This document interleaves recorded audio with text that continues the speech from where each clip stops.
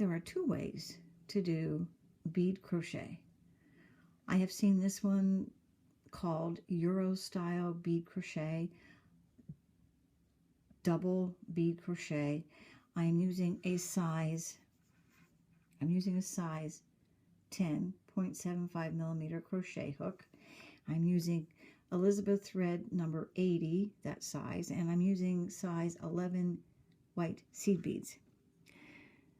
Now, this particular one, when you're done, the beads look diagonal like that rather than flat. Okay, the ones on the top row that I'm working on are standing up straight. The ones from the second row down, as you can see, lay at a diagonal.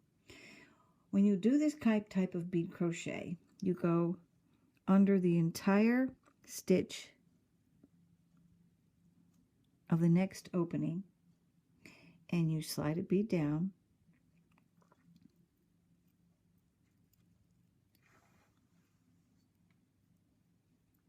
and you bring this around and bring this through,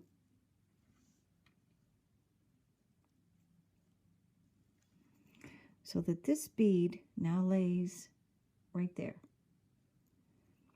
And now you do a second crochet through those two loops on your hook, and there you have added one bead to your round. We'll do this a few more times. You go under the next open. This is a tough one to see because I'm using a variegated, a marble Lizbeth number 80 thread. The one thing, if you are a tight crocheter, this is going to be a trip for you. You see how this bead now just lays up there nicely? You go through here and you bring this through these two loops. Kind of make these loops a little bit larger so you don't have to fight every time you go around. I am squeezing my tubes, going under, if you can see. I am going, maybe I'm too close. I am going under here. I'm sliding a bead down. I'm catching my thread and bringing it down through there. That puts that bead in play.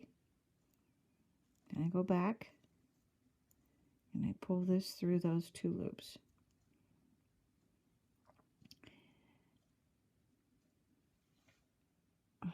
Sorry, I'm turning it away from the camera. I'll try this better. You can see the next one that I'm going to go through is right there. You see that? Both loops. Slide down a bead. Go catch this loop.